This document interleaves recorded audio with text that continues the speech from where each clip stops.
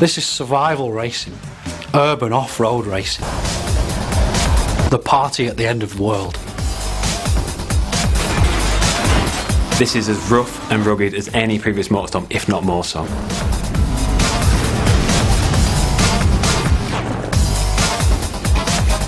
So what we're here to do is put a couple of diaries together that really try and explain the two major modes in MotorStorm Apocalypse.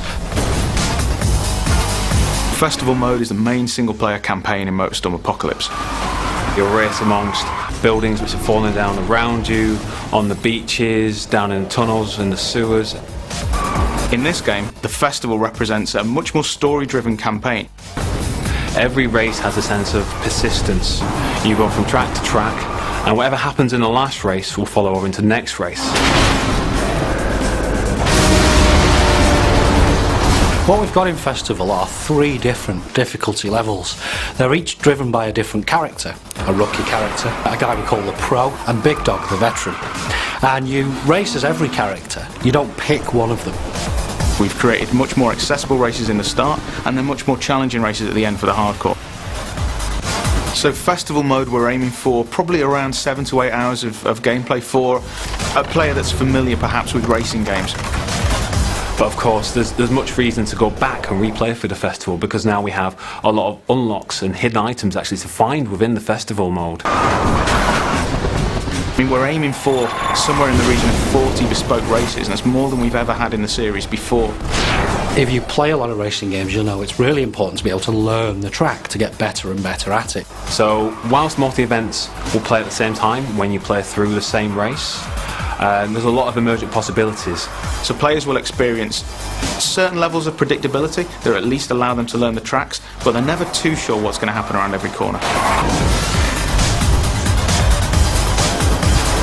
MotorStorm has always been about the vehicle classes.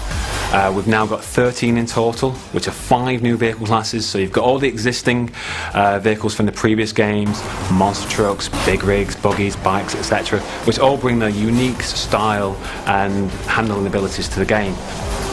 We're now introducing vehicles which are a bit more suited to the city. So vehicles like supercars, superbikes, choppers, muscle cars, and even super minis, more European style hot hatches. So they're all present in the game, but they've all been given the MotorStorm treatment. We noticed there was a lot of enthusiasm for taking the game into a city, but we really didn't want to do MotorStorm does urban racing. We wanted to do more than that and be more exciting. You're driving down the sides of skyscrapers, jumping from rooftop to rooftop, going down into the sewers, onto the train lines. This is as rough and rugged as any previous MotorStorm, if not more so.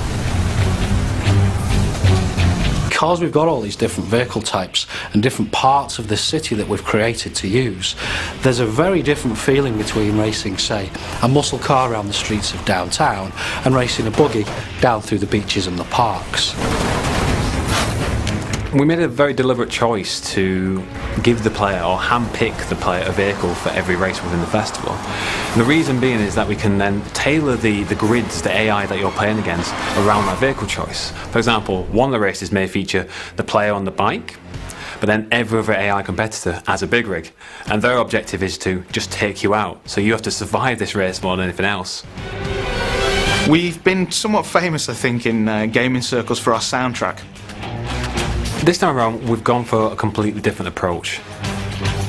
We've got one of the world's leading movie composers, Klaus Badelt, who, for example, did the Pirates of the Caribbean soundtrack, and he's created 4 amazing pieces of music. But what we've also done is contacted some top remix artists and DJs. And they're going to give us an entire soundtrack that covers the whole game. And so what this allows us to do is to key back into the series and the soundtrack and the mood that elicits in the previous games, but also do something completely unique.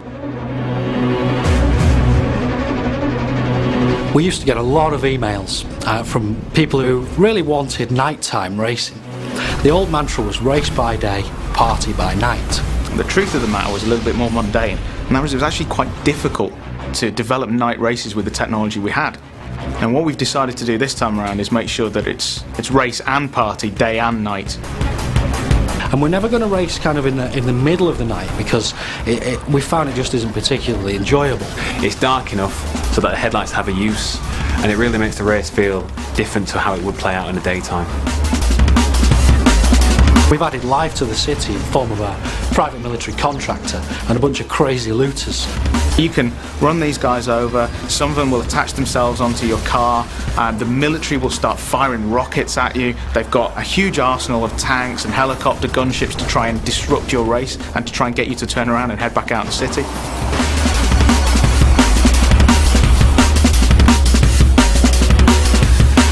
When you play the game, it feels different. It feels like no type of off-road racing experience you've had and no type of urban racing experience that you've had before. They kind of come together really nicely to offer a whole fresh take on this type of experience.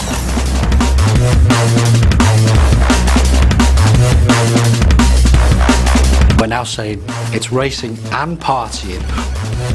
48 hours of insanity before everybody has to get the hell out of the city.